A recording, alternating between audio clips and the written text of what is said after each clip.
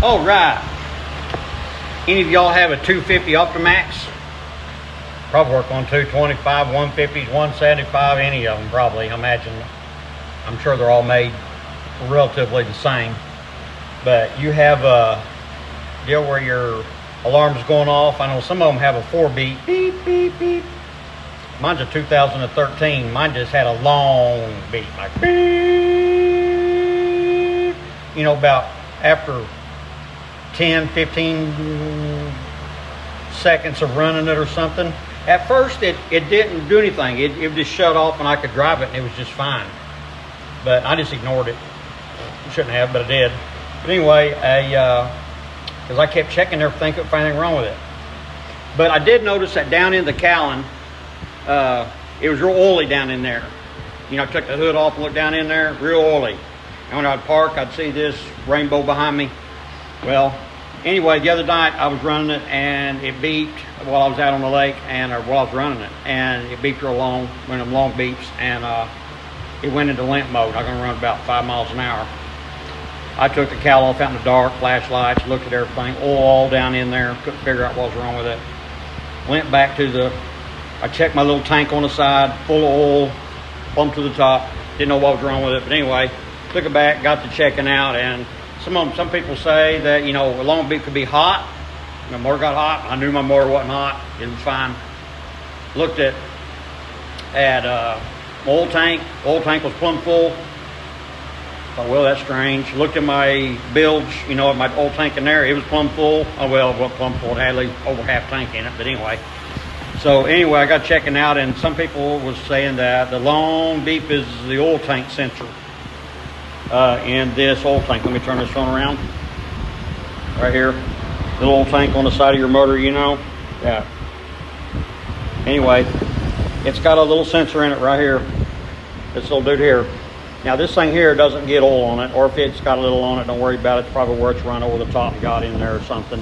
But it sticks down inside of this thing right here. Of course, this thing's inside the tank like this right here, okay? Now, what it does is, this is dry and it's got a little oil on it right there, probably from running over the top. I had it running over trying to really fill it up all the way and stuff, so probably got a little in there, but didn't hurt anything. But anyway, this is a float that's in the oil, and it floats up and down on this here. And this probe is a sensor. And the bottom of this donut, this foam float right here, has a little round magnet on it. See that dark little washer laying on the bottom of that? That's a magnet. It's glued on there like super glue or something. I don't know what it is, but anyway, when it gets in that oil and it stays in there for a while, that oil eats that glue up and that magnet falls off, and it's just laying right there on the bottom. So this thing here is telling the computer that the float is all the way down, even if this thing is plumb full, and it's telling it ain't got enough oil in it. Well, it's telling the oil pump on the other side of the motor, better pump some oil in here. So it's pumping oil in here, pumping oil in here, and pumping oil in here. Well, this thing right here, this is your line that goes, your oil comes in the bottom. And this one here is the one, I believe, that goes to your, this one here goes to your injection pump, you know, where it mixes your oil and sprays it in your motor and does all its thing over there. But whatever, that's your thing that oils your motor. Well, this line that leaves that, got a little 1/4-inch line that leaves it, and it goes down there, and if you'll notice, it has a brass T in it, and it's got a barbed fitting hanging down. Let me walk out here to my boat real quick. It has a barbed fitting hanging down in it.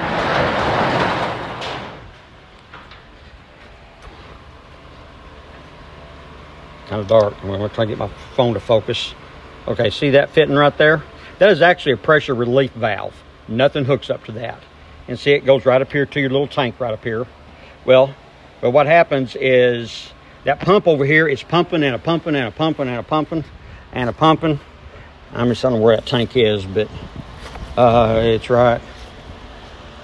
right down in there. But anyway, it's pumping, and the computer's telling it to pump and pump and pump because that thing's empty, and it's not, because of magnet that probe senses is down in the bottom, and the pressure builds up in there, and it blows it out the bottom, and it blows it right down in the bottom of your cowl down in there, and your cow's all greasy and nasty. Look how nasty and oily this thing is.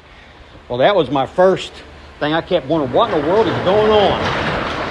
Well, that's what it's doing. So they want big money for these things. I've heard up to $400 for that piece of plastic. Amazon's $150, $175. I think I don't know, but anyway, they're crazy expensive for a piece of plastic, and there ain't nothing wrong with it. This thing here, now the way that I figured out that it really, well, of course, that out there was dead giveaway. It had a problem, but you can unplug this right here off your motor, unplug it, and I just took a piece of wire and just looped it, not in this one here, but the one that goes to the one that plugs into this one here, off your harness. And I just made me a loop with a piece of copper wire and just looped it. And I put it on muffs out here in the driveway and started it up, and sit there and waited on it 15 seconds. It never did go off, sit there and run perfect. 20 seconds, 30 seconds, let it run a minute or two, nothing. So I took the loop out of it, plugged it back in, started it back up. 15, 20 seconds later, the alarm went off again. Turned the motor off, put the loop back in, it started up, done 2 or 3 times. So it definitely proved that it was this thing right here. That's whenever I cut this thing off, because I'd heard about these magnets falling off. And I use a Dremel tool, like this right here. And I very, very carefully, trying to get this in focus for y'all. You can see where I cut around and around. I didn't cut all the way through it. You don't want to cut it off, or cut a hole in that thing. You don't have to cut very far in there, a little less than 1/4 of an inch. Anyway, I cut around from right here all the way around very carefully. And then right in this little spot right here where you can't get to, I took an old screwdriver. Boy, this thing ain't focusing worth a flip this morning. But anyway, I sharpened that I sharpened that thing just as sharp as a razor blade. And then take it in here and just stick it in there and wiggle it and cut in there a little bit and back the other way until it come loose. Then got it out. Now with the way they put this together is they melt these things. Evidently they take a heat, like a torch or something, and go round and around on that and get that hot and all juicy and about melted. Same way on this thing here at the same time. Then they stick it in there and cram it together. So there you go, it's stuck together. But anyway, to get this on here, I use a 10-pound monofilament fishing line. And what I do, there's enough, let me get it in here, there's enough gap between this, where it slides up and down, and that hole. It's real sloppy. I put fishing line in there. Boy, you just can't see it hardly. My phone is not doing too good. But anyway, I tie it on there. I tie that washer on the bottom of that. That's a magnet. And I tie it to that float all the way around it several times. I just put several fishing lines all the way around it, tied on there real good. Oil's not going to hurt mono. Mono's made out of oil, plastic. And what I do is I put them back in there, and I use 5200. It's the same stuff, 3M 5200, and it's kind of like a caulk and glue. It's black. You get it on your fingers, you never get it off. It's the same stuff that they glue in windshields on your car. Some guy, you can buy it at Walmart in the fishing section back there. They've got tubes of it in there. O'Reilly's has it. If you don't want to buy a caulking tube, they have some little tubes if you can find them.